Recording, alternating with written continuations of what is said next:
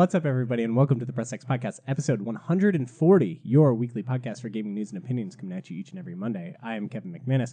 With me, Nick Hassell. Took a tropical storm to cool this area off. Enough for us to get back up here. It is okay right now. It is a solid okay. But I'm glad to be back in this room. Also here, long time no see, Craig Johnson showing back up. I'm back. You said, I've been playing Spider-Man, and I want to talk about it. So we worked it out. I have been doing those things, and I did say that. Yes. Yes. That is what happened. But yeah, it's been a really long time since we've been in this room. I'm glad to be back. I hope if it could stay this temperature, I'm okay with that. Minus 30 degrees. Yeah. Why are you wearing a sweatshirt? Yeah, I have no idea. I'm lazy and I took it off. I didn't take it off yet. Maybe You I'll have- slowly do it during I like that podcast. idea. Not a lot of news at all this week. Very light week, and even tacking on news from last week that we kind of missed because I'm very bad at hosting shows and writing down news. So we're going to get into that a little bit, but this should be pretty much a heavy what we've been playing and just kind of chatting episode. Which is fine with me. It's kind of what it was last week too. Yeah, we're in a down season for. Did you have Todd?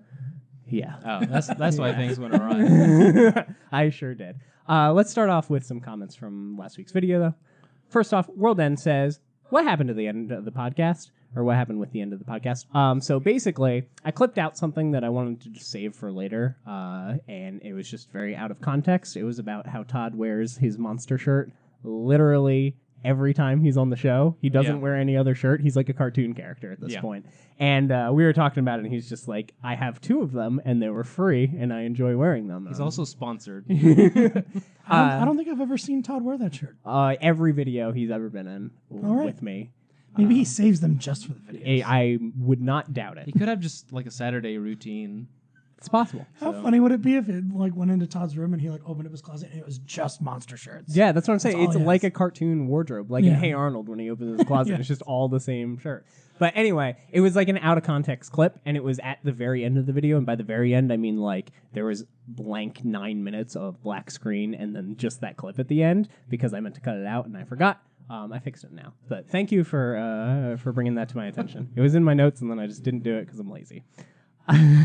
Next up, Zach Yoder says, I've been playing Yakuza Kiwami 2. After that, I'm playing Dragon Quest 11, then Spider-Man, then Valkyria Chronicles 4.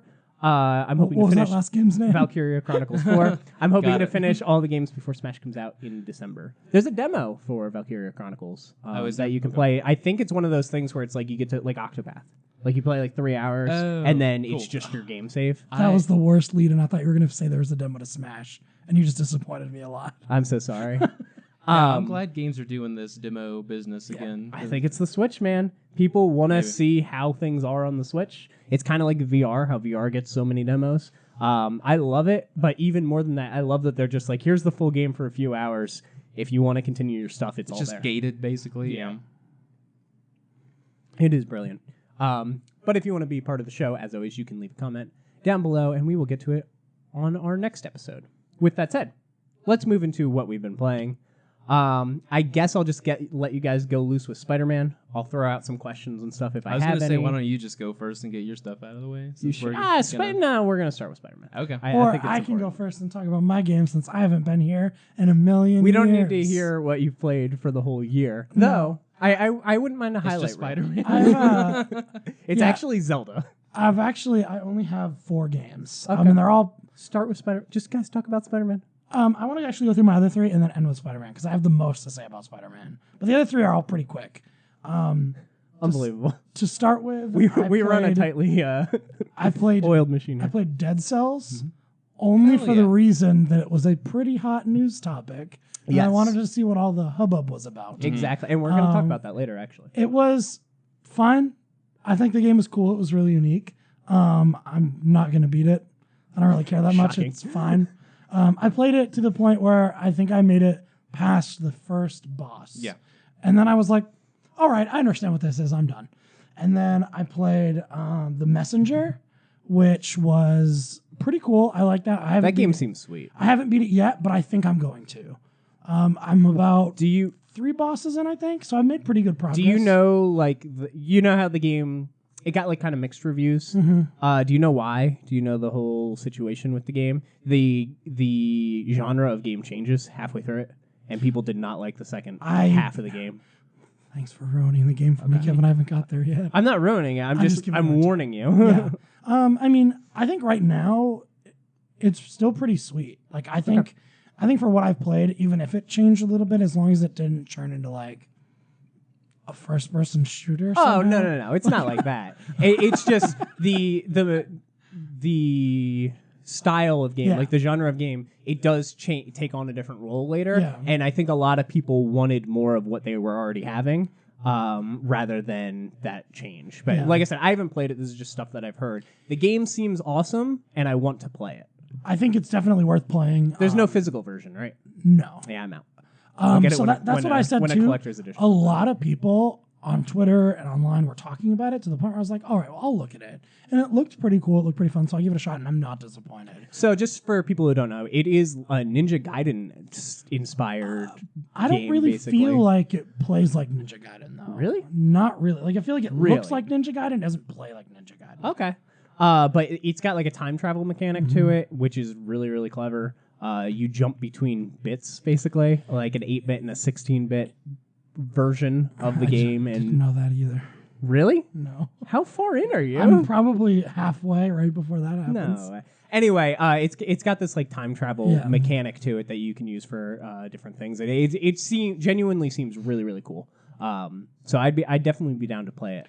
Once again, I don't know if I want to play it on Switch though. That analog stick and that D-pad, it hasn't been bad at all for me on Switch. Suck. Yeah, but I'm as Captain Picky Platformer over here.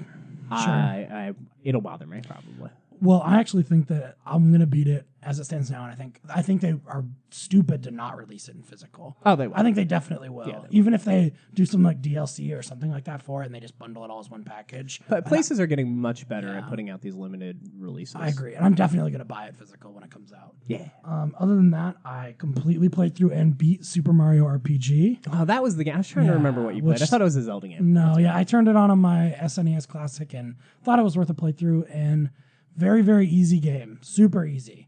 Wasn't as long as I thought it would be. Just a game that I've known has existed for a long time and I've never really played. Yeah. Really liked it. Really good. I would highly recommend how's Gino?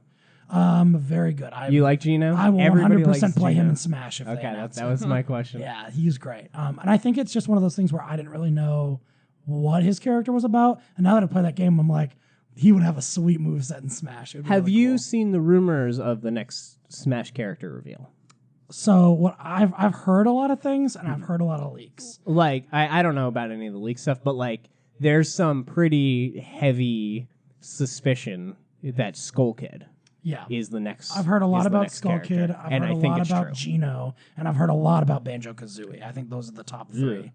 There's just as much argument against Banjo as there is Skull Kid. No, well, Skull Kid actually has legitimate. So he's not an assist trophy anymore, and the moon is. So they have a different representation for that. In the background, 2 directs ago, they had King K. Rool stuff, and then King K. Rool got revealed. And in this one, they had chairs and pillows with the frillies that are the colors of the Skull Kid.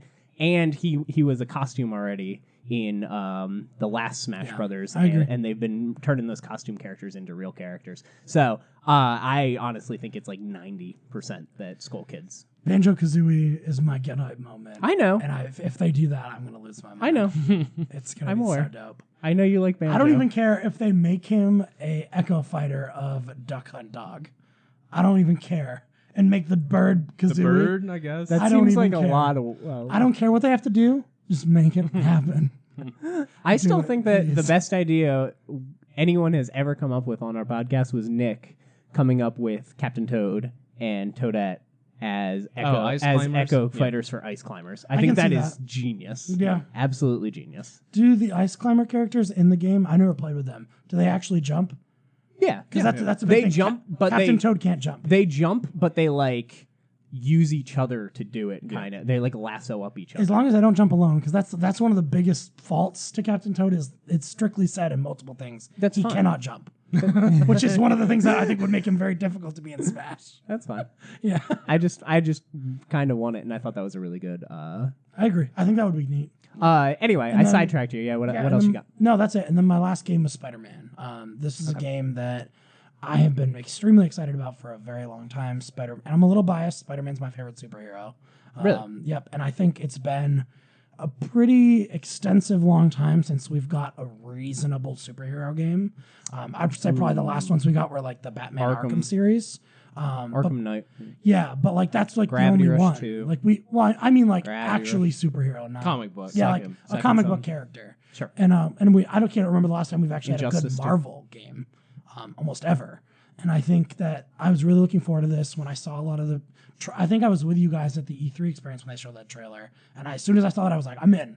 I'm sold. Don't show me anything else. Don't tell me anything else. I'm in. And it's definitely lived up to those expectations. It's very, very good. I'm about 85 to 90% of the way completed with the game. Your map in the game will actually tell you your percentage completion. Yep. And I'm about I think last time I looked it was at 87, but I think it might be closer to 90 since I played literally right before I left here. And then trophy wise, I'm about 50%. It is definitely great as far as the open world goes. It feels very, very nice and easy to just sling through the city. Yep. It feels very comfortable. They did a really good job with that.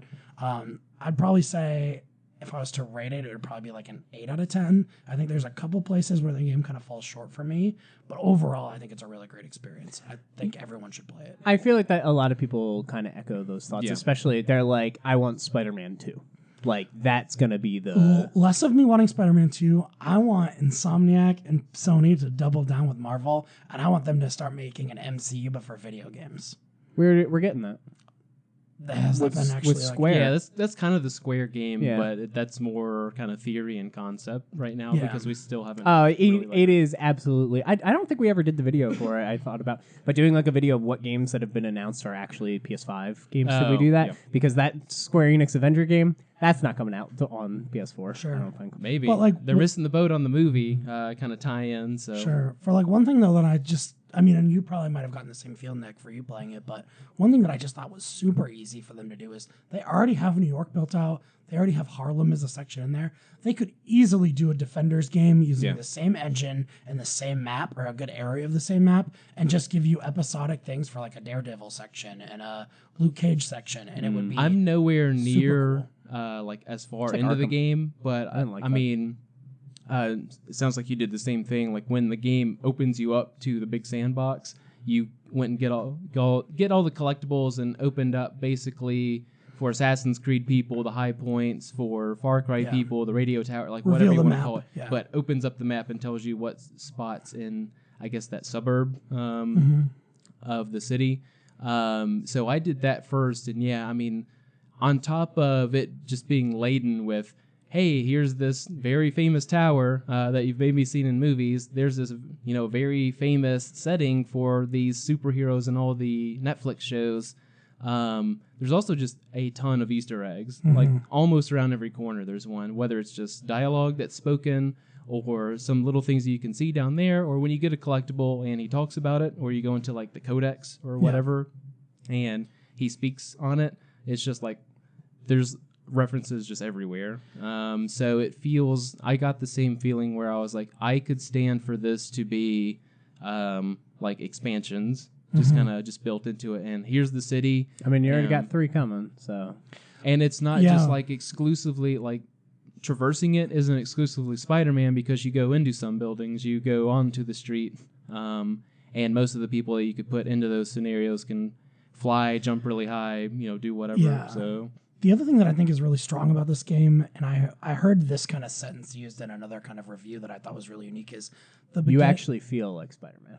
Well, no, not that, but the whole Peter Parker gets bit by a spider, Uncle Ben dies, has been done 1,000 times in all media. So in this one, it's 8 you've years. already been Spider-Man. For 8 years. And the beginning of this game, this is the quote, is the beginning of this game feels like the boss fight to an end of a game you didn't get to play. It's his kind of, here's an ending of a story so you can start a new story with him. Yeah. And I like that. I felt like even though as you level up and you progress, It's like you the get new opposite of moves. the Amazing Spider-Man 2 film. Yeah, exactly. But like as you progress and level, you get new moves and stuff. But I never felt like he couldn't have done those prior, which is nice. Like, I feel like it's not me having to teach Spider-Man how to be Spider-Man. Instead, it's me learning what he already knows. Yeah, that's the good part about the game is that it chucks you into it. But yeah, it's not like you have to learn how to like climb up a wall. He already knows how to do it. So you're not like stumbling around and just having like amateur moments. And sort of like you alluded to, like just flying between tight little buildings or around stuff up and down. Like it's very smooth. And that's kind of the driving force behind you sticking with it for 20 plus hours like you already have, or just what, like it's hard to pause, stop, save, and just like quit because it's just a pretty fluid. It's not like God of War where the game's just constantly just marching forward, whether you want it to or not. This one's very separated by loading screens and stuff like that, which sort of my pegs against it, but it's hard still, even with those things, to kind of turn away and just be like, I gotta stop right now. Yeah. I think the only thing that's really turned me off from the experience are times that like I've actually gotten up and walked away. And I don't really think this is spoilery, but the times where you have to act as Peter Parker and not Spider-Man. Yeah. Because you don't like those as much, is what you're saying? I feel like they kind of take you out of it a little bit. The whole point of playing the Spider-Man game is you slinging from buildings and See, I would rather play a Spider-Man game where you're only Peter Parker. It's a lot of puzzles. I mean, I don't mean like with this gameplay. I don't know what this is. I haven't seen. I think I've watched 5 minutes of a stream of the game and went, wow, this is really pretty. Yeah. This looks fun. I'll play it when the complete edition comes out, whatever.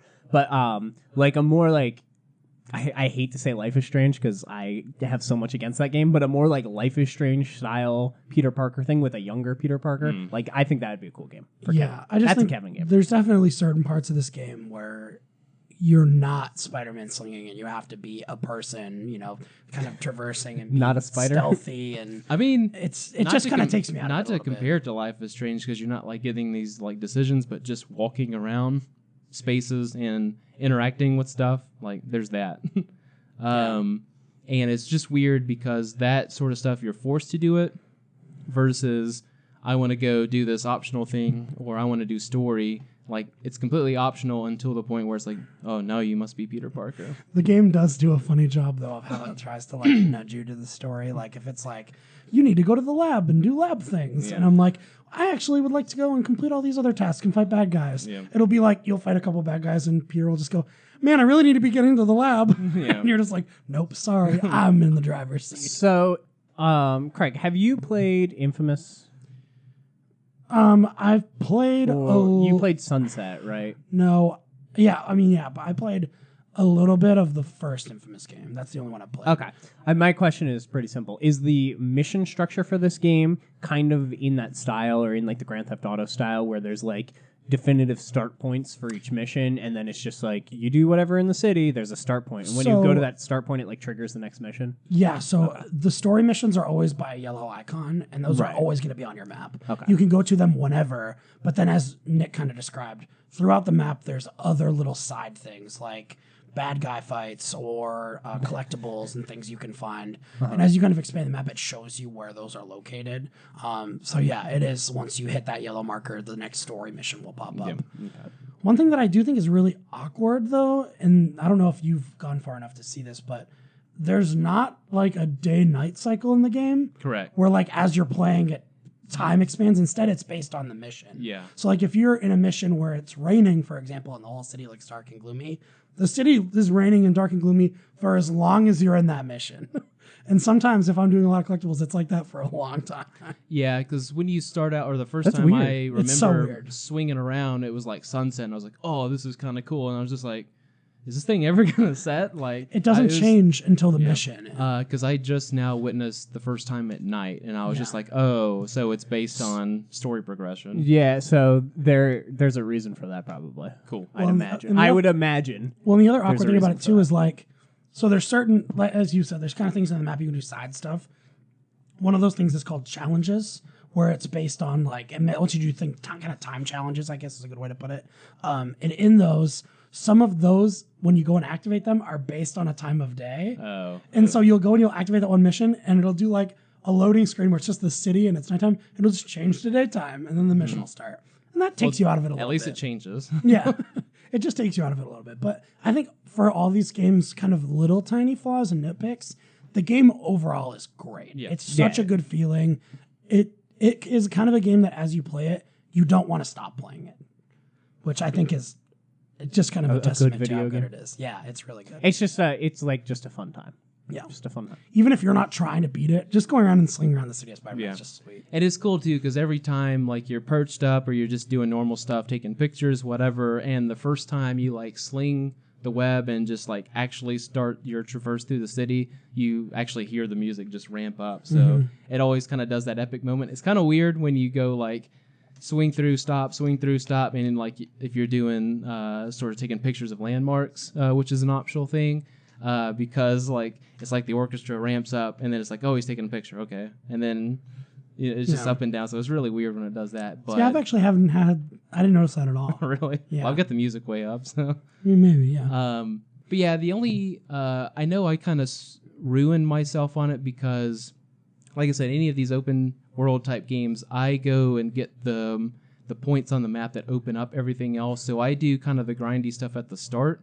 And for this game, I felt like, hey, not only opening up the map and seeing everything, but I can also get kind of like a feel for the combat and stuff.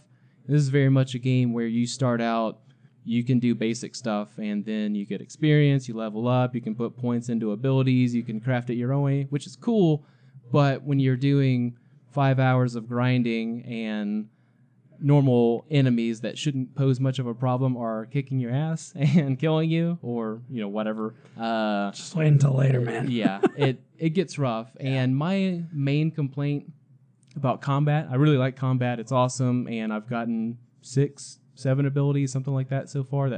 And each one feels like it helps you an extreme amount. Like, oh, I can do this. I don't want to spoil like abilities, but now it's like opening up like a whole new thought to like your strategy. You don't have to just stand there prone and punch people. Now you can sling around, jump, shoot webs, whatever. My main thing is that there's a lot of like tracing, I guess, going on. So like if a guy is like 6 feet away and he determines that he's going to punch me, he like hones in on. So if I dodge and move, he's still like punching animation and following through to hit me. He doesn't like swing and miss a lot of times, which is really weird. And there's certain enemies that you can't just punch.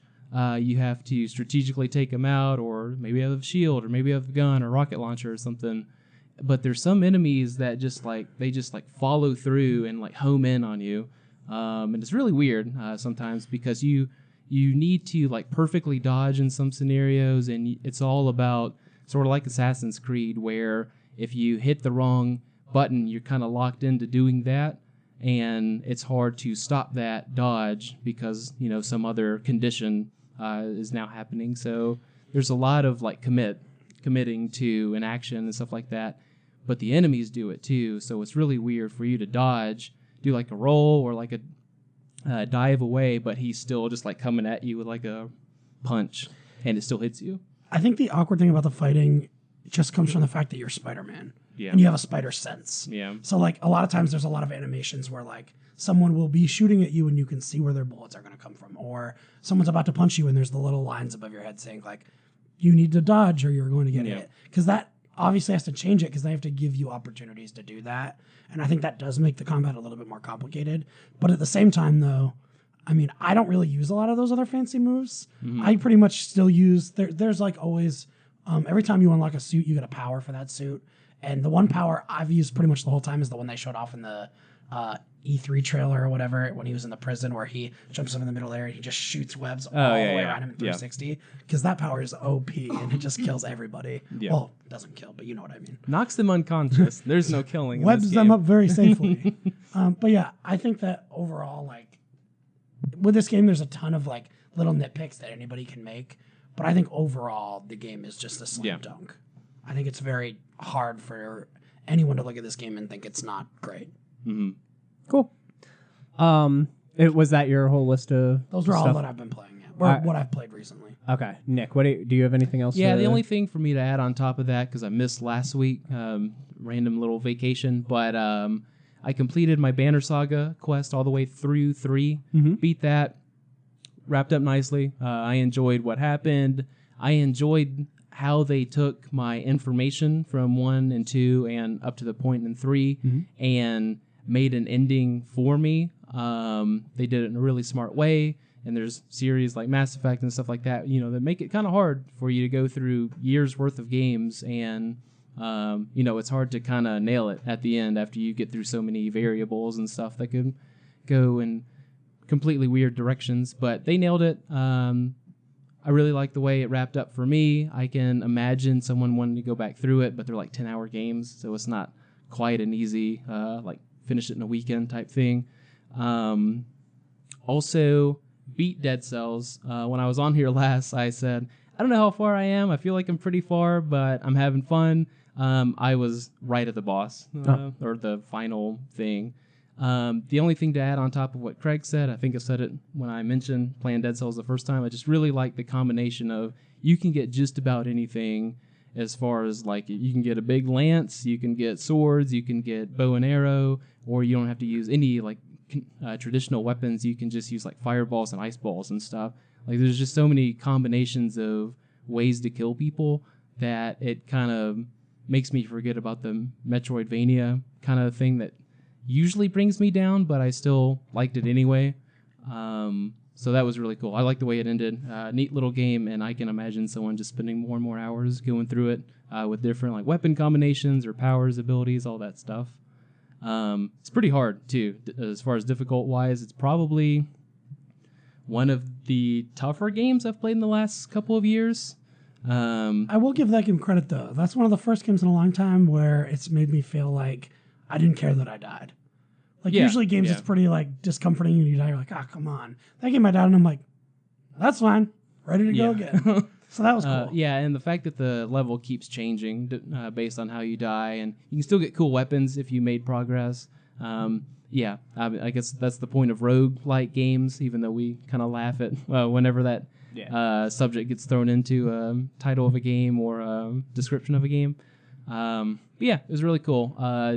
Not my preferred genre or combination of genres even, but kind of worked out anyway, and I always appreciate games that make me, like them, even though I'm just like, platformer, roguelike, Metroidvania, whatever.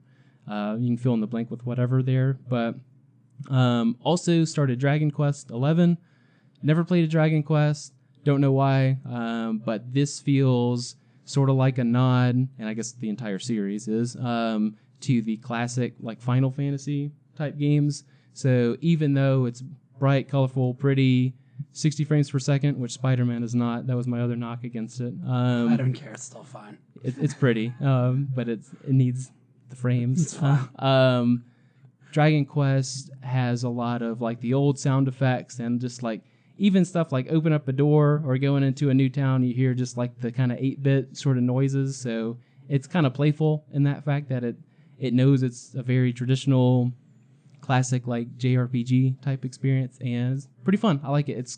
I like it kind of on the heels of Octopath, which make me feel like I'm playing a really old school type game, and this one feels the exact same. So not as Octopath, but just like old Japanese RPG experience. Traditional. I've never played any of those, but the art style is always the same throughout, like how they have the box art and stuff. All those character designs remind me of Dragon Ball. You know why? 100%. Is it the same guy? Because the art director for that, the same guy. Yeah, is the same guy. I did the same thing because this is like Dragon Ball the RPG. Because the main character looks like Trunks from Dragon Ball. I was just like, what is it? And I was like, oh, it's just actually him. Okay. Yeah, same dude. Yeah. Awesome.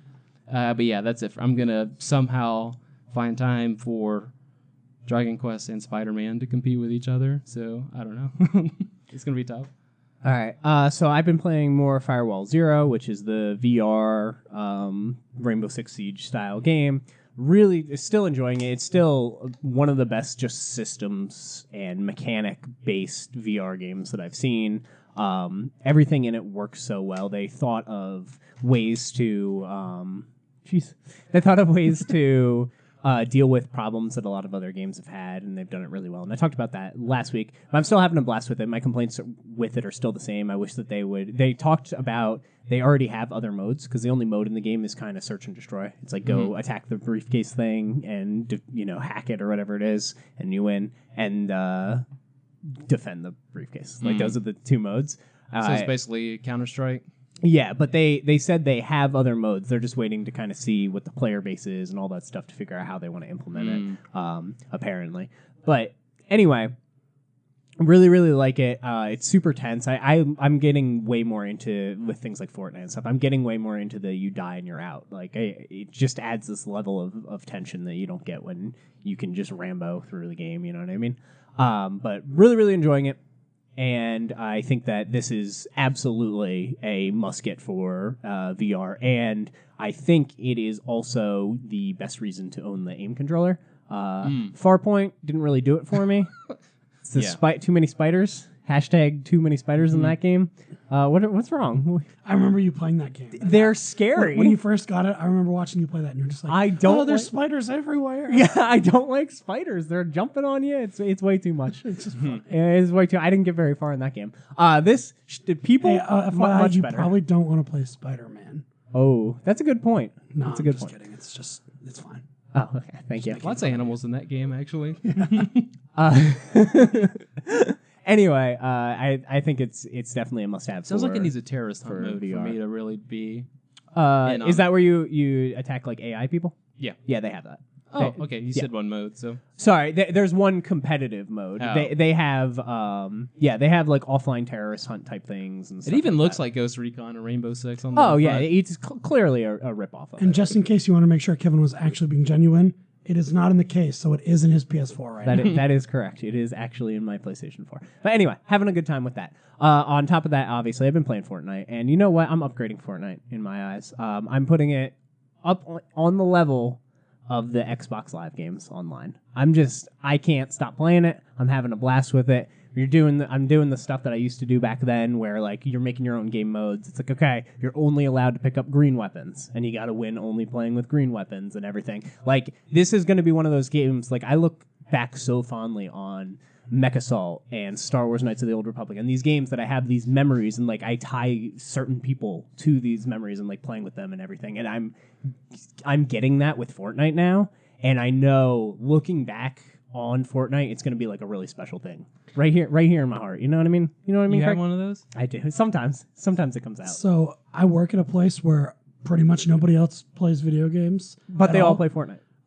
No, but Oh, okay. everyone knows that I play video games. Yeah. And just in the last probably like 2 or 3 months, every person that I interact with who at video games even get brought up in the slightest, they're like, "Do you play that Fortnite?" And I'm like, "God, I hate this so much." It's kind of like the Nintendo thing where everything's a Nintendo. Yeah. And now everything's just a Fortnite. Yeah, everything's a Fortnite. Everything's a Nintendo Fortnite. Yeah, you play that Nintendo Fortnite? Yeah, I sure do. Anyway, I just wanted to say, like, they're upgrading the game and all that. They change stuff every week. I love all that. I love that they're doing stories and stuff in it. But I'm just talking about the core experience of like playing with people and everything. It's becoming like an MMO or something to me, where I'm gonna look at it as like a section of my life, like a time of my life. I really like that. And then my big one is Mega Man 11. They awkwardly dropped a demo for Mega Man 11 on Switch, and then it came to PlayStation 4 and Xbox One later, and we'll talk about why. But I played through it. I didn't actually beat it yet. I got close. I got very close. Kevin made me watch him play the demo. He was on his last life on the final boss. The boss transforms into this big monster version of himself. Kevin beats it and goes, "Yeah, I did it!" And then slid in the middle of the screen, and the fight wasn't over. The guy transformed back into his small self, drops directly on Kevin, and kills him. And the boss had like a fraction of his health left. Yeah, it was horrible. I just assumed that the fight was over because his health bar was gone. But the best part about nope. that is since it was the demo, as soon as you're done, it just went, "Thanks for It playing goes, the demo." thanks you for playing, and it kicks you to the main menu. Yay. So I do want to compliment on that. This is hard. Yeah. Like, this is old school Mega Man, and I was not expecting it to be so hard. I was not expecting it to be so good. It did look really good. It plays like the classic Mega Mans, and I am shocked. It is way better, like genuinely way better than I thought it was going to be. I don't think I talked about it on the show before, but the lead of this game worked really closely on Mega Man 5 in particular, and I know from reading some interviews and stuff with him, the way they designed this game is they went to what they thought were kind of the best classic Mega Man levels, and they remade those levels in a bunch of like engines and art styles to figure out what one felt correct. So they were basically playing remake levels of the old games, and when they found what they thought worked, then they used that art style and everything to make this game, and it totally works when you're playing it. I know he like Mega Man's run animation's a little wonky, and like they did change some stuff. Like instead of when you get knocked back in the old Mega Man, you like flicker, and you know what I mean. But you can't do that in 2.5D. Like you can't make the characters flicker. That would look really weird. So he gets like this little electrocuted animation, like he gets stunned. And I'm like, oh, okay, that works. Like they've worked on stuff, but it feels and it plays so well like the old Mega Man. They have some quality of life stuff where they mapped some special weapons to like the triangle button or the Y button or the X button, I guess, depending on what controller you're using. And you can swap your powers really quickly with the right stick. Just hitting it in a certain direction will auto swap you to whatever you have it as. But yeah, it plays like classic Mega Man. They gave us a level that has a lot of mini bosses, a lot of little regular bosses, and a lot of platforming. They force you to use the two new mechanics in the game, which is overcharging your buster to do more damage and slowing down time. And they have a lot of like puzzly type sections where you need to slow down time to make it through things quick enough, or else you'll get crushed. Just really, really smart, great level design, and I'm super happy this is coming out this year. Like I said, it looks great, and I'm way more excited for it now. Keep putting demos out for stuff. It's so good. Can I ask you a Mega Man-y question? I will answer your Mega Man-y question. What's up? Since they went back in to make this game, they remade old Mega Man levels. Let's say Mega Man 11 just sells ridiculously. I imagine it's going to sell very well, especially because it's cheap. So if it does that, how would you feel if they did HD versions of old Mega Mans in the same style? I would... Well... Here's the thing: if you're just going to change the art style because the gameplay in those games maybe are perfect, add like additional features and stuff, but just basically how they do like HD versions of older games now. Do those in the same Legacy Collection type format, but bring it up to the standards of 11. Yeah. So you're saying do Super Mario? What is it called? World? No, not Super Mario. What's the collection cart on Super Nintendo? Super Mario All Stars. All Stars. So like an All Stars.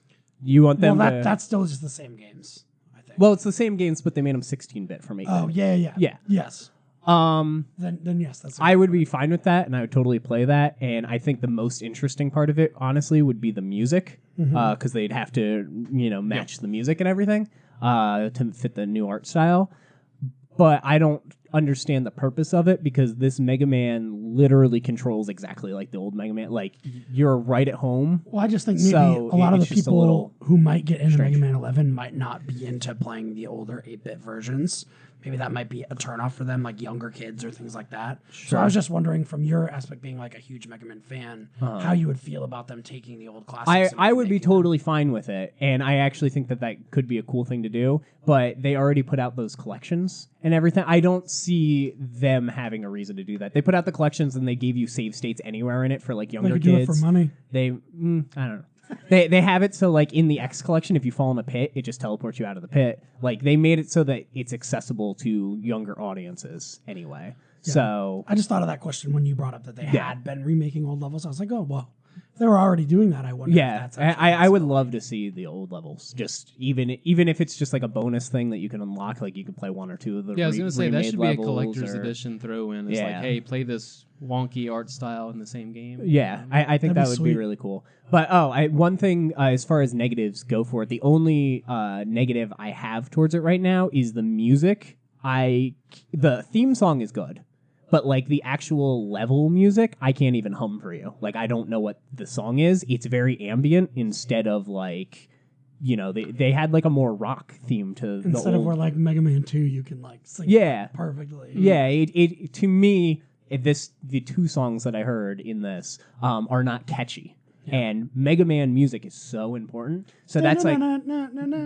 that's my critique of it so far is the music not up to Mega Man standards at all. Everything else, totally fine with. For what you've heard so far, yes, there might be the theme song's good, but you might have some songs that it could just be a bad level. Yeah, it's completely true. Blockman not doing it for me, I guess. You know what I mean? I mean, you're also not doing it for him either because you haven't beaten him yet. I will. To be fair, I will say, playing it on the Switch, kind of miserable. I didn't like it. I know you said you were fine with it, but like having to hit. I haven't played. That's just the only way I'm gonna play it. Mega Man, yeah. But like to slide, you hit down and B, I guess. You hit down and B to slide, and on that joystick, man, you're like trying to do it while also running forward. So you just kind of want to roll it down and slide, and it doesn't work. I bet you in the full game, there's an option to remap the controls. Ooh. Because remap down. Well, if they're, I mean that stick, because you were saying the issue was hitting that stick. Oh, no, I didn't even get there yet. I'm just saying in general, like the precision controls of you need to jump somewhere, break 2 blocks, hit down and B to slide under something, and then like run and jump some stuff. But it's timed, like the level's moving, and if you hit the backside of the level, you die. And I did it first try on the PS4 controller because the buttons are just better on it for D-pad stuff.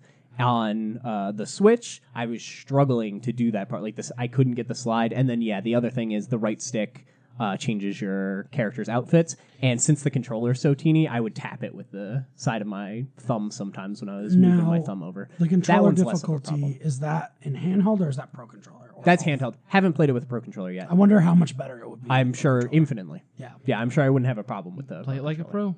Yeah, that's true. Anyway, Mega Man 11, thumbs up for me. Super excited. Gonna pre-order the PS4 and the Switch copy. Even though I just complained about the Switch, it comes with an amiibo, so gotta do it. Don't roll your eyes. You want it too. Yeah, but I'm not gonna buy an entire another version of the game so I can get it. I'll just buy it loose on eBay or something. Well, your thing is you're already buying it for the Switch. Yeah, and I'm still not gonna cancel my pre-order to go pre-order it with the amiibo just at GameStop. It's only $10 more. I'm okay. Wow. It's actually like $24 more because I have Gamers Club unlocked still. Fair. Yeah. Fair. Can't argue with that. You're right. That's it for me for what I've been playing, though. So let's move into the very sad news section that we have here. Not too much going on. Would have had more. But Mother Nature said no. Well, that is true. So a Nintendo Direct was announced for this week, and then there was an earthquake, which caused them to delay it, which made some things awkward because some of the announcements leaked out afterwards. Yeah. One of them was clearly that Mega Man 11 is playable right now on the Switch, and then they just had like an awkward Capcom thing where they were like, hey, it's playable now. And I was on my phone just scrolling. I'm like, all right. I went and grabbed my Switch. So I think some of these announcements probably were supposed to be there. So we have the Final Fantasy 15 Pocket Edition is coming to Xbox One and PS4, and that is out now. I think it is $30, but if you get it like right now, I think like this first week or something, it's only $17, which is nice. And this was the iOS version or Android, I don't know, but the phone version that was like episodic, and I guess they finished it. Haven't really paid attention. I remember the trailer for this, and it was just the game in like chibi art style form, which I thought was kind of cool. I'm not opposed to getting this for Switch, to be honest. It's been announced for Switch as well. It's coming at a later date for Switch though. But I think that's kind of a cool Switch game to just have in the back pocket. You know what I mean? It's definitely not going to try and run the actual version of the game. So, no. As Nick was just earlier complaining about frames. Yep. But that was something that probably, was from that. What do you guys think about this Pocket Edition? Have any interest? You don't care? I'm like the only part of it that's cool is that it's coming for Switch because it makes sense. Like the other ones, why wouldn't you just get the Royal Edition? Yeah, I agree. In this podcast, I'll say exactly what I said to you earlier. In the original game, in the opening, there's a scene where you meet a lady at a gas station and she tells you to go somewhere and you start going. That is where I stopped playing this game. So the fact that now it's in mobile form, I feel like Craig should just exclusively play demos. Just exclusively.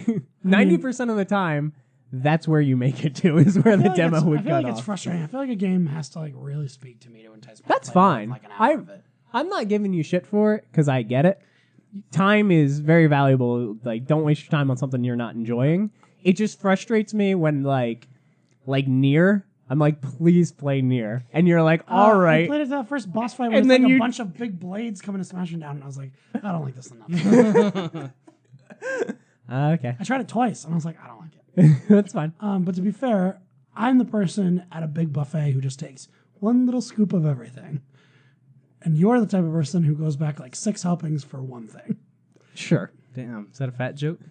No, because we eat the same amount. We eat. That's okay. I'll take that. Next up. I spend 100 hours on one section, apparently. Civilization 6 is coming to the Switch November 16th. This is another probably leaked announcement from that Direct. Yep. How do we feel about this?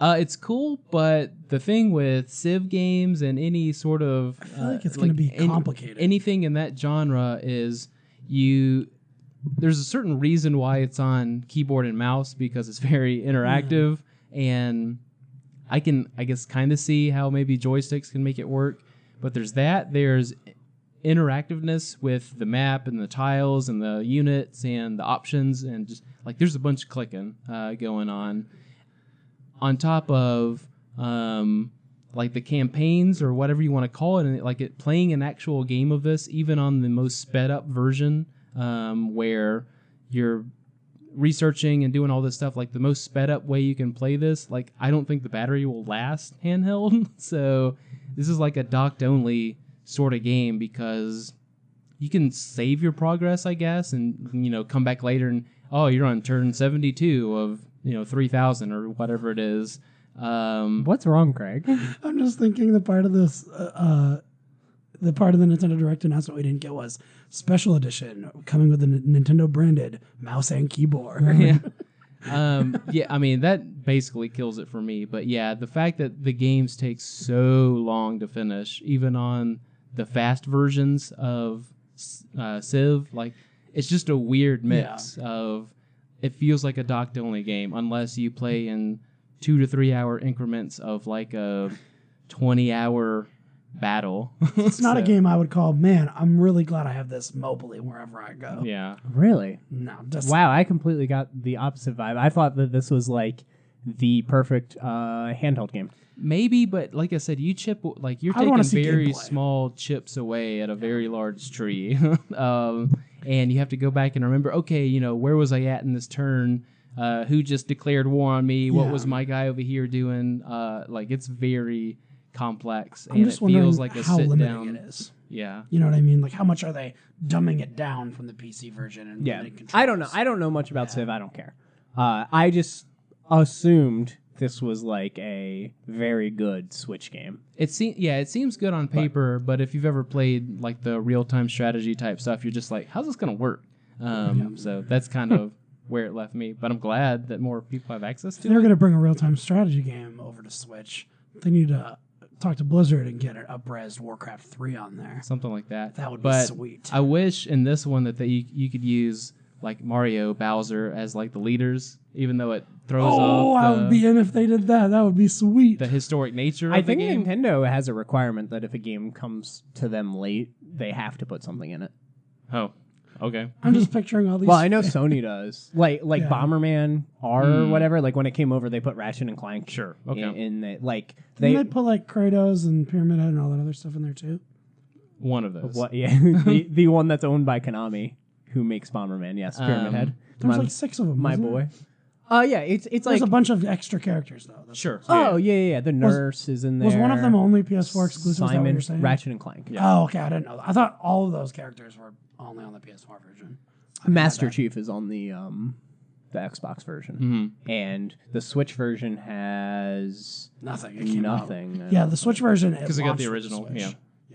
But anyway, we'll have to see whenever this Direct happens, or if they. Even, I don't even know if they're going to do it anymore. I would assume that they might just do a press release. Yes, I agree. I would say it just had something boiling there in the pot that they just really wanted to get out, but this didn't seem like a very focused Direct. It was just like, here's some stuff Direct. Well, it was supposed to be the rest of the year's 3DS and Switch lineup. I could see them doing it still if there's a lot of good Smash announcements. Mm-hmm. See, I don't think it'll be Smash. I think it'll be like Mario Party, like stuff like that. Luigi's Mansion, like the other games. Yeah, but I mean, I could see them doing a new character Smash announcement just for the fact that like we don't have that much time left. Yeah.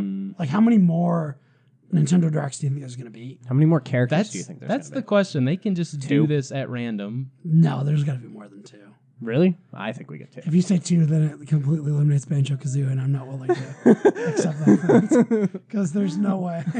There's no way we get Banjo outside of the I think we get 2 more Skull Kid characters, and we get 4 to 6 echoes. That would be my guess. God, I want them to add more. DLC. Next up, still sticking with the Switch. Dead Cells on Switch has outsold PlayStation 4 copy 4-1. That's not very surprising to me. This was like a news story. It feels like a Switch game. Is that what you played it on? Yeah. To be fair, I didn't know it came out on those other systems. That so maybe that's it was. bad marketing on their I part. was about to say it was clearly pushed as a Switch game. The whole controversy behind the game was from the Nintendo editors, the Nintendo I mean, the game has been out on early access on PC for a long forever. time. But the other thing is the Vita is dead for all intents and purposes. That it's not getting its carts made anymore. All this stuff. That was where all these indie games thrived, and people bought them, and now they're buying them on the Switch. The Switch is just what the Vita wanted to be. It seems like, and it's happening. So I think that you would see that for every one of those indie games that aren't these story driven things, these pick up and play games. I would highly expect them to sell better on the Switch than on the PS4. I only played it on PC because I had it from early access for however long it's been out, but I played it with a controller, so that makes me think it might as well be a console game. And if I did play it on console, it would be Switch, 100%. So it's not very... Fucking PC nerds, It's man. not button intensive. You just have very simple inputs. So I have a PC that can play all these games that I've got, and I just don't. I don't even I want agree. to. No, I might play Battle Chef Brigade. I got that on PC. I don't even know what that is. Deal. Sounds like Overcooked 3. We can play Overcooked too. Overcooked 3, Battle Chefs Brigade. DLC. It's an Adult Swim game, actually. Next up, THQ Nordic has officially acquired the IP Kingdoms of Amalur. Do you guys have any? I've never even played I've played Champions of All. I haven't played it. I know it though. I know the art. It's one of those things where I've seen it all the time. It's just never Isn't interests THQ me. Nordic the one who's doing Darksiders? They're doing Darksiders. They're doing Biomutant, right? yeah, whatever They're that... doing. Didn't they just get Time Splitters? Ooh, they nice. just buy things. I don't fully. I mean, we had a THQ understand, to Nordic be honest. thing a couple weeks ago, and I won't call it mediocre gaming because Time Splitters is awesome, and that what is it? Raccoon? No, Biomutant. Yeah, what's the animal? It's a raccoon. I don't Okay, think yeah. it's a real animal. I think it's What's a it trying to Biomutant. be? I think it kind of looks like a weasel. I think it's a raccoon ninja. Okay. Yeah. But yeah, they have a lot of left field type games, I guess is what I'll say. 'Cause I Yeah, don't wanna call they're- them bad. They're B tier stuff. But yeah, at least Darksiders looks really cool. But I think what's neat though is it doesn't seem like they're buying these to just let them sit on the shelf. They're buying. They're not They're buying. Microsofting it. Yeah, they're buying these to actually make games when they're dead franchises. When was the last time we got a good Time Splitters game?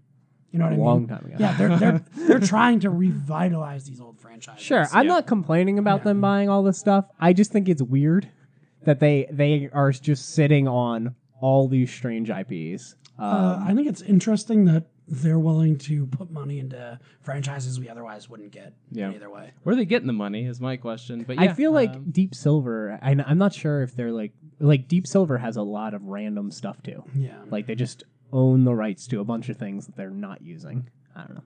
So does I don't know. Konami. Konami needs to get rid good of thing Hudson, about please. the THQ Nordics of the world is what kind of helps fill in the gaps between big releases and stuff like that. So they're necessary. And I mean, I'll play Biomutant. It looks cool. It looks really Can cool. I add one thing to that Nintendo Direct stuff that you didn't say? Yeah, All go right. ahead. It did get leaked that the Untitled Yoshi game is called Yoshi's Crafted World. That's a horrible name. Yeah, but that also got leaked I on don't believe Nintendo's website. Basically, their updated game list, if you scrolled all the way to the bottom and clicked one, the name was just loaded there underneath it. So That's a horrible name. it was. I mean, I think they won't give us a Yoshi game that's not in the Woolly World type franchise anymore. So I think that's just their Yoshi title. Yeah, but Woolly World doesn't sound bad. Crafted World? Well, I think that they're just trying to make additional puns because it's crafted and it's material and all that stuff. I agree it doesn't sound good, but I thought it was just another piece of news we could tack on there. Sure. Next up, we missed the Nindies showcase from last week, so I put a couple of the games that were announced there. I don't know if you guys watched it or know the announcements for it, but here we go. Here's some of the ones that at least stood out to me. Into the Breach came out, and it was out right now. That was the big thing. That's like the Advanced Wars, real-time strategy, all that It stuff. looked cool. Didn't download it. Yeah. Next, Hyper Light Drifter, September 6th. This is like the complete edition. It has some bonus content. That game's cool. Looks cool. Already own it. Okay. Treasure Stack coming this winter. This is a puzzle game, a puzzle platformer game, but it's more in the vein of Tetris. This is the game I'm most excited for. I like Treasure. So basically, it's like a match whatever puzzle game. The blocks fall down and everything, but you're actually a character like platforming around, and you can pick up the blocks and like drop them to stack them, but they're all locked treasure chests, and you need to get a key that's like of a matching color to open the treasure boxes, and it opens all the ones that are touching that are matching. So it's a platformer puzzle game. But it plays like Tetris in that there's multiple columns and everybody's in a different Does he die column. when something drops on his head? Probably. I would imagine. Missed opportunities to Nintendo cross-sell and not call it Captain Toad Treasure Stacker. Anyway, so I'm actually most excited for this one. Next up is Minico's Night Market. This is coming 2019. That's the game with the cats. Yeah, this is like a weird, almost like, it's not quite Tim Burton, but it's like a really dark art style. Super weird, man. But it's like Animal Crossing Harvest Moon. It looks cool. I'm down. Look, I do not want to play that game. Oh, really? That I'm game looks down. super weird. They're like, you can go to the market and buy your foods, and also there's cats. And I was like, yeah. this is a I don't see game marketed anything to wrong like with an that. 8-year-old Yeah. girl. I'm okay. No, Yes. no, it's dark and spooky, scary art Yeah, style. dark, spooky 8-year-old girl. That's fine. This sounds like The Ring. Anyway, I think that this looks really, really cool, and it gives off an Animal Crossing or a Harvest Moon or a I did get that vibe from Stardew Valley type. You're a little vibe kid walking to around me. doing chores, You're talking to your animal friends in the town, like stuff like that. specifically cats. They're all cats. They made it a point in that trailer, I think, to say cats like 7 times. I'm excited. Wasn't that what Minico means? We don't need kidding. to talk about that. Next up, Samurai Gun 2 is coming 2019. Have you guys played Samurai Gun? No. So I have heard this game is awesome, and I think we should get it and play it. Is that why So they made a second one? yeah, apparently. So it is. You get a sword and a gun, and there is a multiplayer mode and like kind of the cooperative story mode, I guess you could say. But the multiplayer mode is like where it's at, as far as I understand, where you're battling each other. You have a sword, and I think you have a gun with like a 1 bullet. So it's very tense because they can use the bullet at any time. Sure. It's an 8-bit art style. I kind of picture like a Towerfall type situation, except with swords and a gun. Towerfall, sweet. So there's that. Towerfall also coming out to the Switch. Sweet. Next up, Untitled Goose Game coming 2019. This looks like the best game I've ever seen. You are just a dickhead goose. When they The game. whoever makes this game, when they were developing it, they went, who's really gonna like this game? Craig's really gonna like this game. This is a Craig game through and through. You can just be a duck, walk up and just steal somebody's shirt and walk away, and they're chasing you like, come back here with my shirt, goose. I like how that's okay, but I can't play the gothic kitty game. Yeah, that game looks weird. All right. My game's simple. My game's just a dick. I feel like goose. this guy was probably sitting in like a park or something, and a goose was just a dick to him. He was like, I'm going to make a game about this. But I'm not going to give it a title because I don't respect you. Next up, King of the Hat coming 2019. I don't know what this is. A Hat in Time DLC.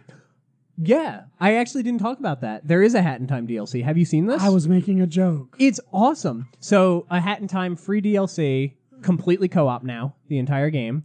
Actually, yeah, that wasn't there. You're right. On top of that, there's a new badge where if you wear the badge, it puts everything in low polygon mode and uses the same like blurring texture that the N64 to use, so it looks like an N64 game, and I think that that's really cool. And then on top of that, there's an actual expansion with a new world, and it's $5. So all good stuff for a Hat in Time, and it's coming to Switch. Was its other announcement. You're welcome for that joke that turned into an actual news story. I just like a Hat in Time a lot. Next up, Levelhead coming Did you November. want to talk about that hat game that I just... No, I literally don't know what Oh, we it is. don't know. Okay, I wasn't joking. I thought I just ruined your announcement. I don't know what Levelhead is. I don't know what which is coming in November. I don't know what The World Next Door is, which is coming in 2019, and I don't know what Zervote is coming in October. So clearly those games didn't make an impression on me because I watched the Indies Direct. The Zervote one's the cube game. It's like a bunch of cubes, but like that's all I got. So anyway. That's it for the Nindies that I wrote down, at least. Next up, our last bit of news.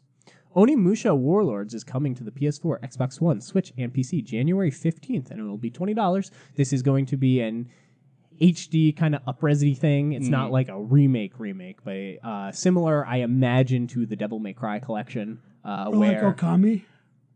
Didn't they just HD that game? Sure, but that's a little different because that game looks beautiful. Yeah. Well, it's cell shaded, so. Yeah. But I'm saying, do they do a whole lot different to make it better no. looking?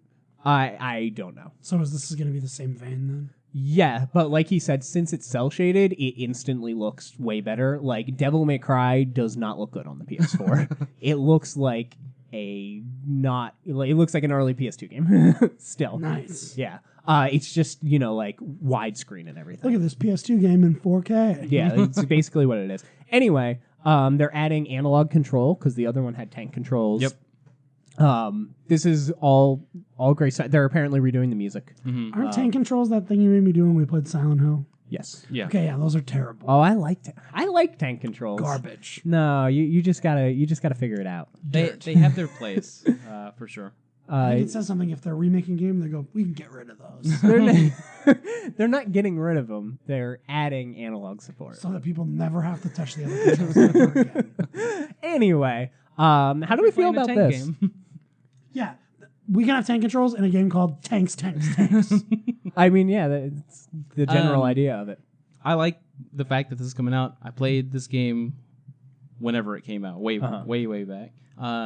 My only issue with it is the date at which it's coming out. Well, but then right, again, right on top of Kingdom Hearts 3 and Resident Evil 2? Not touching it.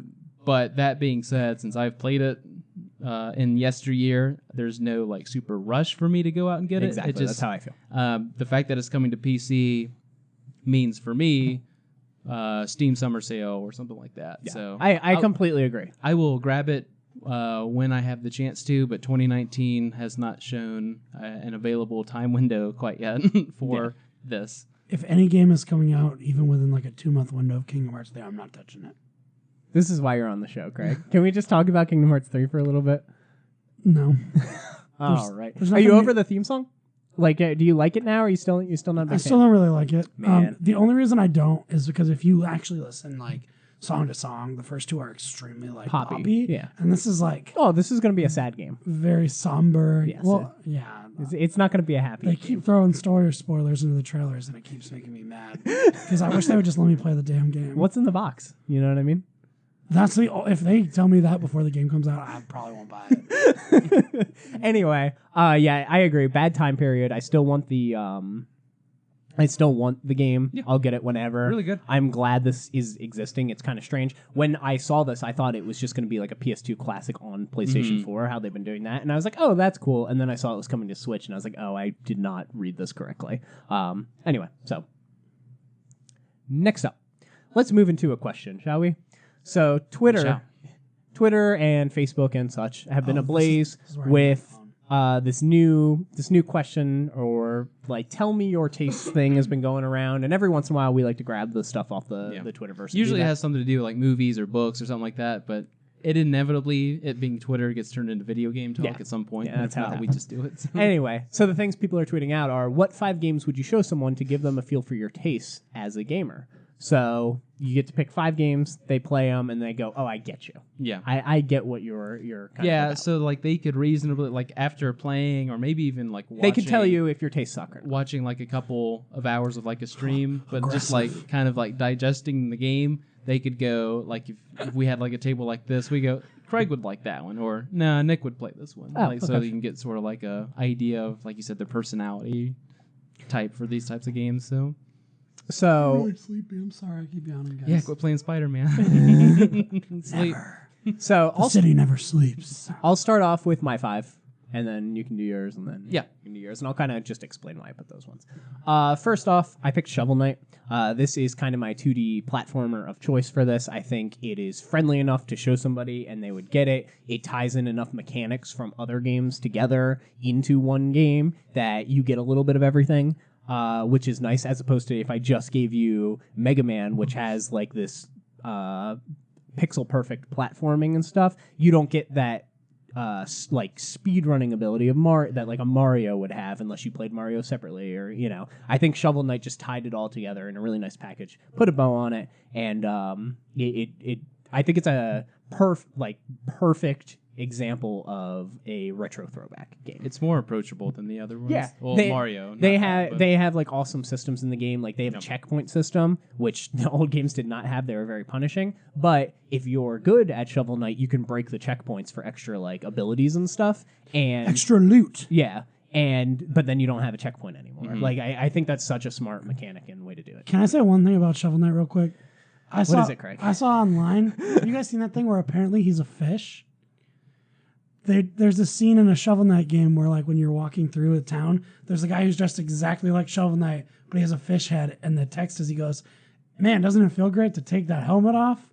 And so people have like now looked into it, and apparently Shovel Knight's a fish. If you look at secret online. lore. Yeah, I'm moving on to my next game. I just thought that was funny. I never would have imagined. My him next being a game fish. is The Last of Us. I still think that this game is the best example of blending video game and story together and making them meld well together. It's super emotional. It shows kind of video games as a storytelling medium, as like the main thing that it was trying to accomplish and do. And I've played The Last of Us with many of people like who don't play video games and who do play video games, and I just feel like it can speak to a lot of people. And I think that's really good for something if you want to be like, oh, here's something that I think that I really like that I think, you would really like. And I just think that as far as showing video games as a storytelling medium, The Last of Us is one of the better ways to do that. And I almost had multiple games like this on this list, but I wanted to kind of get to everything. My next one is Super Mario 64. This is just the platforming at its finest. So good. I almost put Odyssey on here, but 64 just has something special about it. I don't know. It has to do with just how close the camera is to Mario in 64 versus Odyssey and stuff. There's just 64's hub world is so good. It is so good exploring that hub world. The the controls in that game, people still can't figure it out. Like, people are making these Kickstarter indie games and everything, and people are trying to do... No shit, they can't figure it out. Have you seen that controller? People are trying to, do these throwback games, and Shovel Knight, I was saying, was a good example of a 2D like throwback game. But like A Hat in Time is no Mario 64. Ukulele is no Mario 64 or even Banjo-Kazooie. I was gonna say Ukulele's no Banjo-Kazooie. Yeah, people just aren't doing it. Like, they can't do it. Glover is no nothing. Not even in the list. He's taking the gloves off right now. Anyway, so I would have Mario 64 just as a fun, like, video game at its purest. You know what I mean? Have fun, explore, run around, have a good time, find secrets. Like, it's all about exploring and just having a good time. My next one is Catherine, and this kind of number 4. Yeah. This one kind of fits into the same vein as The Last of Us with, I think it's a really good storytelling, but the gameplay of it is a puzzle game, which is something that I'm really into, because my list was almost like a Tetris, because I love Tetris so much. Monopoly. But anyway, it has the puzzle aspect of it, but it also has the art style and the storytelling that I really like, and then on top of that, it's just a super, super, like, mature and sexual themed game, which is not explored very often in video games. What's wrong, Craig? Why are you shaking your head? I can't believe you said Monopoly. I love Monopoly. That's weird. That's weird to me. What's wrong with Monopoly? It's a game that like ruins friends, and you're like, it's in my top 5 games to know me as a person. I love Monopoly. I don't understand. People are just wrong. Anyway, I love Catherine, the like anime aesthetic and everything to it. I'm not the biggest anime guy. There's a couple ones that I like or whatever, but I love that art style. Yeah. And I think it actually works I feel really like it well doesn't for push video it games. that heavy in that game. Like it's there, but it's not like animating it down your throat. It just kind of like If you, I mean, it's just an anime game. Clearly, it's Atlas and everything. But if you mean like anime trope type stuff, no, it's not like over the top or anything. It's just that's kind of the art style that they went to tell this very goofy but weird grounded story in a strange way. It's only getting better. Yeah, gosh, I love Catherine so much. Anyway, also I like the game a lot. So that would be my next one. And then for my final one, I had to put a survival horror game. It was hard because I was trying to do kind of like the Shovel Knight thing or the Last of Us thing, like something that anyone could appreciate. Doesn't exist. I didn't pick PT because, it's hard to get, actually. I picked Silent Hill 3. Once again, this is something that I don't think people have done. Like, people don't make PlayStation 2 style survival horror games nowadays. The closest thing we get are like the Resident Evil remakes, which I thought about putting on the list instead. But Silent Hill 3 is just too special to me. It does have the tank controls, but it fixed them. It tweaked them significantly from Silent Hill 1. You have a lot more movement options and stuff. And better visuals help with tank control. It's cleaner visuals and everything do really, really help. I think it has a great story. I think it has a great lead protagonist. Being like, I just think female protagonists work way better in horror than male protagonists. All this stuff leads me to want to pick that game as my horror game of choice. To be like, check this out. I really like it. See what you think. Mm-hmm. So that's my 5. How about you, Nick? Also, before you move on, props for ending with a survival horror game and having a sweet Scooby-Doo t-shirt on at the same time. Oh, yeah. Big fan of horror. This one could have easily turned into like what's my favorite 5 games, but I tried to have variety, and I'll sort of explain some of these as well. My first one is Witcher 3 Wild Hunt. On top of just the very basic stuff like great RPG, great visuals, all that stuff, the character-to-character moments are the big ones for me, and a game that finally kind of breaks the mold on side quests, just being like, hey, go retrieve those 10 things and bring them back to me, and hey, just go over here, do this, and come right back. There's some points in the game where you do optional side quests, if that's what you want to call them, just go off the beaten path and do your own thing, where it feels like it's at the same kind of quality as the main story of another type of game in a similar genre. So it's really cool for me to have just like, it feels like someone very, very cared about this sort of game. And it's the same thing that people are talking about with like Cyberpunk 2077, when people are saying, oh, this detail, oh, that detail. Like, someone really, or a group of people, spent a really large amount of time just making sure kind of every nook and corner was cared for, and everything kind of has like a purpose and point in it. So it's really cool for me. And it's like my highlight as far as like Western RPGs go, which are usually a little bit more mindless, a little bit more action heavy, versus maybe story at some point. Maybe sometimes you sacrifice those things for story. Next one, in a completely different direction, Tokyo Mirage Sessions Sharp FE. Interesting. I wanted to have a Japanese game because you said, you were kind of talking about it with Catherine, where you can stand it up to a point before it gets to Japan. That game is to Japan. I see that cliff, and I willingly just like swan dive off of it. Yeah, I peek and I go, I'm going to stay up here. Yeah, you're just, oh. I'm picturing after driving off that cliff, it's just a sea of like over the top anime girls. Nick is like, there's a lot of tentacles down in that area. Oh, you know what I mean? Yikes. More tentacles than anyone has room for. No tentacles in this game, but what I will say is I chose this for my like turn-based combat choice because it does a lot of interesting things, and my favorite thing that it does, usually in these types of games, you have to choose like your 3 or your 4 or your whatever, and all your side people, even an Octopath, like you can only travel with 4 people even though it's a game made for 8.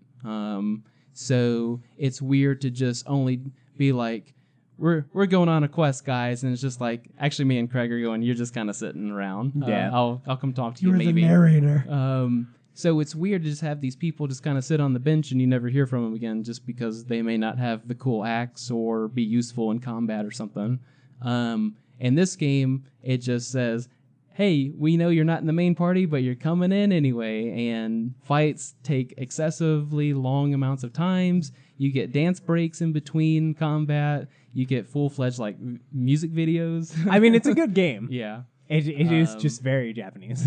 It is not very approachable to just normal people, I'll say. Nick's trying to weed out people with his to highlight choices. that, I tried to play that game and was turned off. Very Nick quickly. picked has picked two very overwhelming games. This game takes 600 hours, and this game is in Japanese. Pretty much. But so I'm kind of setting like the polar opposite sort of thing, so you can kind of see the range, I guess. But yeah, like it's actually a really good game. It's just like you said, it's coded very Japanese. It's hard to approach culturally, I guess, to it, and a lot of things are just like, wow, this is crazy, and there's just a lot of super weird scenarios and stuff like that. Moving towards the center, I guess, of that range, Burnout 3 Takedown. Really love racers. Up until a point, racers were my favorite genre, but just quality-wise and franchise-wise, it just kind of dipped, or a lot of them just died and just haven't come back. Like F-Zero, Burnout, things like that just don't exist anymore, and for no real good reason. So this is maybe my favorite racer, ? But the good thing about it is this was, and you kind of talked about it with Fortnite, this was my competitive Xbox Live kind of experience. Not many things felt better than, racing, really competitive race, and just like slamming into someone, watching them blow up. Mm-hmm. It just really got me, like super focused on the game, and like every lap of every race mattered.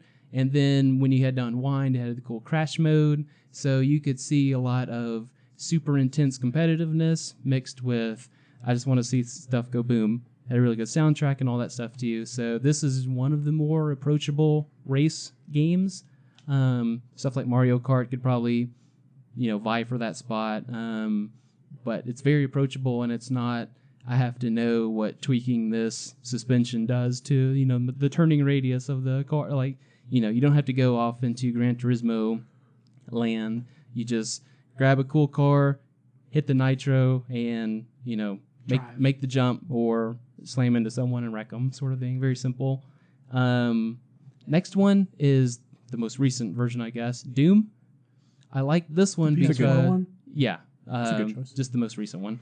I like it because it's got enough Unreal in it, which Unreal, I just kind of use that as a adjective or a noun. Just the fact that, fast-paced, big monsters, just intense, just very like overwhelming as a player, and things are just flying at you left and right, and it's just like moment-to-moment decisions you have to make as far as shooting this, ripping this thing in half, whatever. A lot of blood, a lot of gore, so it's more like the violent end of the spectrum compared to these other games that I've mentioned so far.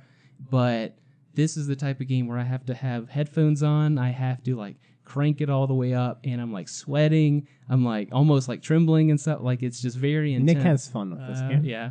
Why are you sweating? Because it's intense. Like, Do you not turn heard the heat up a lot, and you're just like, no. have like a seizure? I don't give myself a heat stroke, but no, like the music's just blaring at you, like it's the heavy metal music going on. It's just like you're just really. It's like a roller coaster ride. I think the only time I ever played a video game and I was sweaty was when Kevin made me do VR. You put all that You're a equipment on real my head. sweaty boy.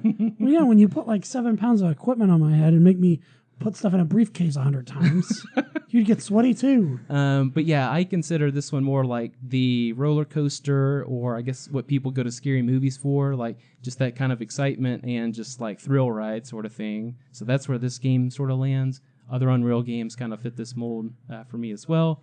And I'll also end with survival horror with Resident Evil 2, at least the original one, because I haven't played. That's interesting. Haven't played the new one yet, obviously. I'm not that privileged, but just because he doesn't really like horror games. But so I think it's weird that yeah. if you were to be like, here's 5 games that are my taste in games, you'd pick a horror game, because But I will say that it is very distinct the way it plays compared to the Silent. Like you won't mix controls with Silent Hill and Resident Evil as much. It's not like you can naturally kind of blend into that game. And this one's a lot more puzzle based, and it's not a survival horror built on spooking you. The big bads are always there. You see them multiple times. The only thing that really spooks you are like dogs in windows sort of thing popping out.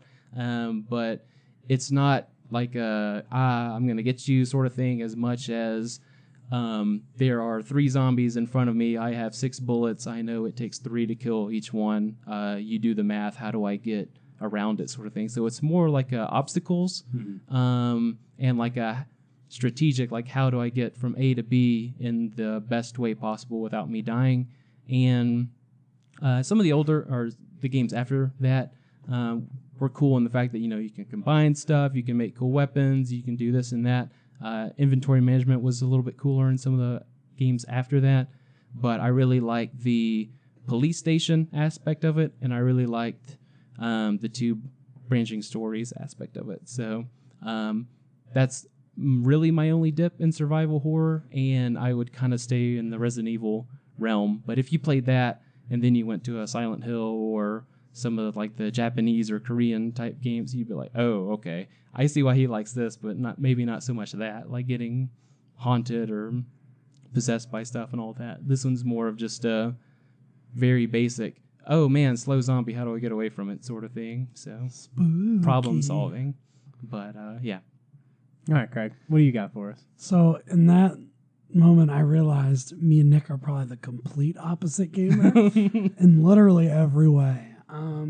So I didn't really go off of like here are kind of ranging the genres I like. I went for I love these games and I could play them through and beat them and feel confident in doing so, which narrows the list down considerably. So these are the 5 games I've beaten in my life. No, I've beaten more than these, but these are games that I like really like. The first one is Pokemon Gold and Silver.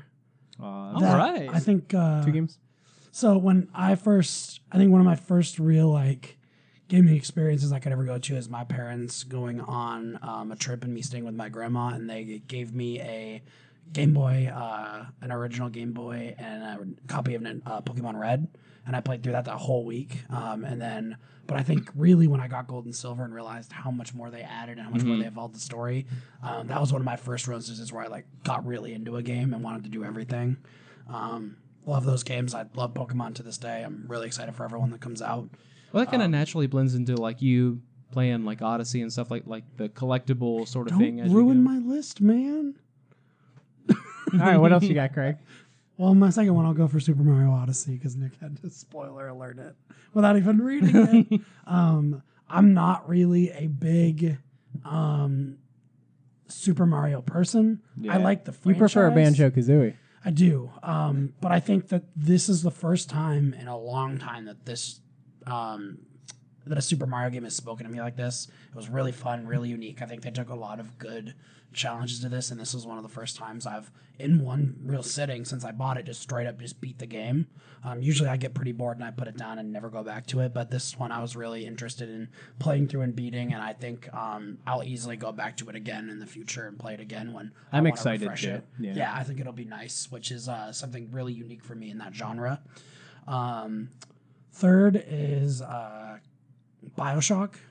BioShock was one of the first games that kind of wowed me as a person. I think getting it, I had no idea what it was about, didn't see anything about it. And when I bought it, just sinking down into that lighthouse and exploring like a whole different city. Yeah, BioShock to me is a lot like The Last of Us. Yeah, it just opened up kind of my view of what a game could be. Like aesthetics too. Yeah, and I really, really like that. My number 4 is Final Fantasy IX. I think as far as RPGs go, again, it really takes something unique to really get me invested in wanting to play it. There's a lot of Final Fantasies out there, like 7 and 10, that I've played probably somewhere between like 50 and 80% of, but never beaten, just because I just get bored and just end up putting it down. Final Fantasy IX was the one that I did go through and beat, and I really got attached to the characters. I like the aspect of the story and the style. I really like that game. That'd probably be the one I'd pick out to play if anybody ever asked me to. And then my last one is Kingdom Hearts. Kingdom Hearts is one of my favorite games of all time. Probably if I was to pick one from the franchise, it'd be Kingdom Hearts 2, just because they did a lot of good improvements. That was the game I got when I got my PlayStation 2, and it's just super good. I love that game franchise. I love all the unique things they do by adding in Disney and making it feel like when you go to those worlds that you're actually experiencing those movies in your own way and adding yourself to the story. Yeah, I think all 5 of those games are things that I would easily go back to and beat right now. Interesting. All right, let's move into the very small set of releases and then get out of here. So, first on the releases, we have the Nintendo Labo Vehicle Kit coming to the Switch September 14th. I believe this is the one that comes with the motorcycle that you can now build and then use in Mario Kart. I thought you were going to say like on the interstate. No. You can use it to race in Mario Kart. So, like, it's got pedals on the floor that have, like, Joy-Cons on it, so you can brake and gas. And then it's got, you know, obviously Joy-Cons in its controllers. I don't like the Labo. I don't like this. It's not for me. It is not intended for me. No, correct, but like... Is that cardboard thing? Yeah. Garbage. I don't know. Well, I'm pretty over it. Recycle bin garbage. Next up is NHL 19 coming to the PS4, Xbox One, September 14th. Kellen. Kellen is buying it. Kellen excited for I this forgot to put that on my list of 5. Shucks. It's because it isn't out yet. Next up, Shadow of the Tomb Raider is coming PS4, Xbox One, and PC also September 14th. I am very excited for this game. Can I ask a question? Yeah. Story-wise, should I have played Rise of the Tomb Raider or whatever that game was? Is this like a sequel? It is absolutely a sequel, Okay. but also I don't know the story of Rise of the Tomb Raider because that is Sure. the worst part of the game. Okay, because I'm yeah, saying it from the it's- aspect of I have that game, but I've yet to play it. Yeah. So I'm wondering, would it be beneficial for me to play that game? It would be, I imagine it would be beneficial. Probably not required. But It's- it's not required because to me, Tomb Raider has been about the gameplay and actually like exploring the map and doing this like God of War style. Like it's not quite open world, but like it's these interconnected like little things that make it feel like an open world with just treasures and stuff hidden all over that are fun to find and like upgrading your character to climb new kind of Metroidvania style. Sort of like jumping into like the second Indiana Jones. Like you can see the first one, and there's maybe a couple references to it as far as like characters or But you don't something. need it. But it's more about the ride than the purpose I guess behind it. I would definitely say you don't have to. Anyway, I'm excited for this game. I can't wait to cover myself in mud and stick against a wall so nobody sees me. That's going to be a fun time. And then play the game. Yeah, and then go pick up the game and play that. But anyway, yeah, I loved Rise of the Tomb Raider so much more than I It's a thought good I game. would. Yeah. Picturing Kevin in mud, and it's weird. And I'm just super excited for this one. And then finally, Black Clover Quartet Knights is coming to PS4, PC, September 14th. Also, the Xenoblade DLC. I don't care about that. Coming out. So I'm. Is it? So Yeah. that's weird. Why are they releasing it as its own thing you can buy if it's just DLC? I mean, they had an expansion pass or whatever that you could buy way back when But it was you know what released. I'm talking about. Yeah. Like you can go in the store and just buy the box. It comes with the game too, though. Oh, so it's full Xenoblade Yeah. 2. It's like and- it's just a complete edition. Yeah. Oh, okay. There's that. 'Cause I saw and that too. This is a very, very beefy DLC. So, I mean, it's basically a reprint of. Beefy. yeah. So yeah, I'm pretty sure the 14th is when that was going to hit too. So That's interesting My that gaming it wasn't on the schedule list, is but- just crushed. I guess this is DLC, but Yeah, you'd maybe. think that physical. Wait, when does that copy- come out? 14th, I think. You're not Friday. playing Spider-Man. I don't know. There's a lot of competition, and most of them are over 20 hours. So, I'm just excited for Tomb Raider, so that makes me happy. me too, but And when I bought it, I got a free copy of Destiny 2 because Best Buy just yeah. hates Destiny 2 and is just giving it out if you go buy stuff there So now. I think that the reason for that is that Is that game is literally useless. Yeah. well, I think that they're about to release a complete one with all of them, with like all the DLC, because they just released the last DLC. I Yeah. think. So I I think, think it's just like being they did billed the, as the last yeah. one. So I think Yeah, like now the they're going to gold do edition. this is everything in one box. Sure. And if they have that, who the hell is going to buy the one with nothing? Sure. Yeah. They gave it out for free on Plus too. Yeah. I have like so many copies of Destiny 2 now. I literally don't want. But Yeah, whatever. I feel kind of bad about that because I bought that game on launch and I just played through the single player and then put it down, and now I realize I could have just waited and done that for free. Like, Yeah, I knew that was going to happen. Asterisk to the Xenoblade thing. It's the standalone version. It comes out on the 21st, but if you have the expansion pass, you can play it this next week. So Okay. that's the reason That would it be didn't why show it up. was. Okay, cool. But that's it. that's it for this episode of the Press X podcast. Goodbye. Oh, no, I'm not yet. Not yet, Craig. Thank you for being here. Nick? Yeah. Thank you for being here, Craig. Goodbye. And thank you so much for watching. We will speak with you next time.